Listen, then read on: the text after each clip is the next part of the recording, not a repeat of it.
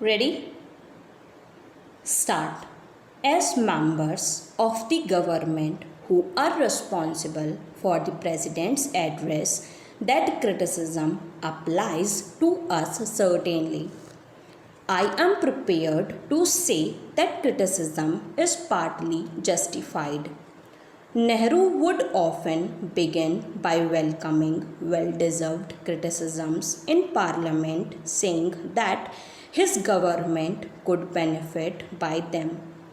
At the same time, he would disarm his critics by observing that beyond that criticism, there was a vast amount of agreement on fundamentals, and then he would set out to analyze the areas of agreement.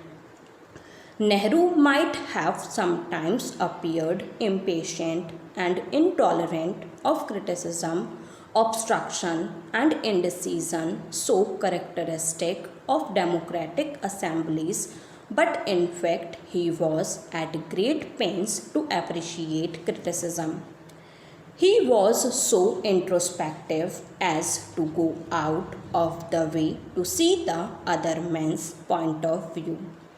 He tried his best to pick out points from the criticism of the opponents of his stand and was patient enough to try 107 to rebuild and reshape his own plans and ideas.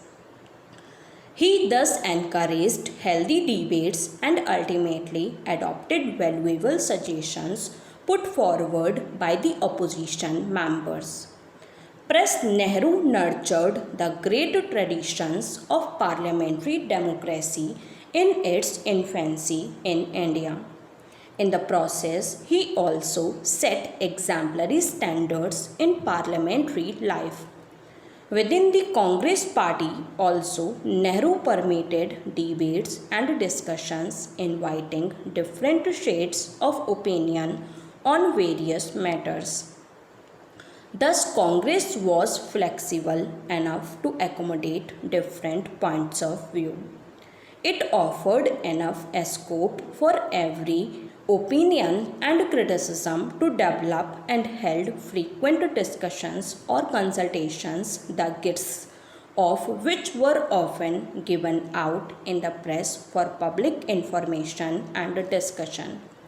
This characteristic of the functioning of the party enabled it to hold its position in the House. The discussions and developments in the ruling party meetings themselves greatly influenced the government in shaping its policies and in responding to public opinion. The impact of the party on the administration was perhaps as important as that of Parliament. Though the administration was not directly accountable to the party in power, indirectly the criticism it suffered at the hands of the party leaders found expression on the floor of the House and got channelized through different parliamentary procedural devices under which the administration could be called to account. Nehru's parliamentary style was distinctly his own. His reasoning was impeccable and his brilliant repartees, wit and humor thrilled the House. He spoke in chaste English or Hindi. The occasion very definitely determined the language he used. His Hindi or Hindustani particularly was something typically his own. A special kind of articulation, often it was like a teacher trying to hammer or explain a point with great dexterity of purpose. Nehru laid down some conventions of lasting value by upholding the Speaker's position in the House. The Speaker Nehru believed held a pivotal position in the House and was a true symbol of the dignity and independence of the House. He was expected to be the guardian of the rights and privileges of the members. Speaking on the occasion of the unveiling of the portrait of late Vitthal Bhai Patel, he said, "Now, sir, especially on behalf of the government, may I say that we would like the distinguished occupant of this chair now and always to guard the freedom and liberties of the House from every possible danger, even from the danger of executive intrusion. There is always that danger, even from a national government, that it may choose to ride roughshod over others. There is always a danger from a majority that it may choose to ride roughshod over the opinions of a minority, and it is there that the Speaker comes in to protect each single member or each single group from any such unjust activity by a dominant group or a dominant government. The position of the Speaker is not an individual's position or an honor done to an individual. The Speaker represents the House.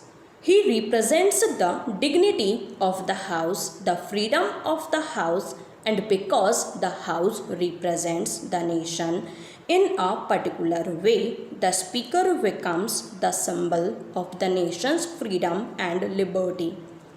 He was fully conscious that the Speaker, being the spokesman of the House, should be as respected as the House itself.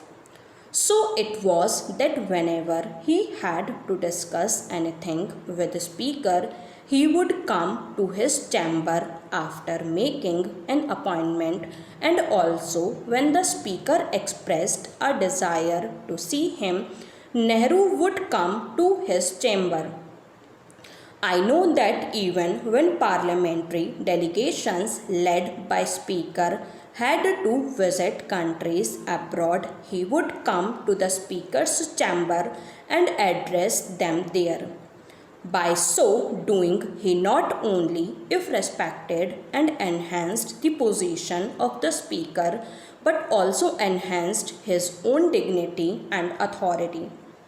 It is our pleasure to have him here.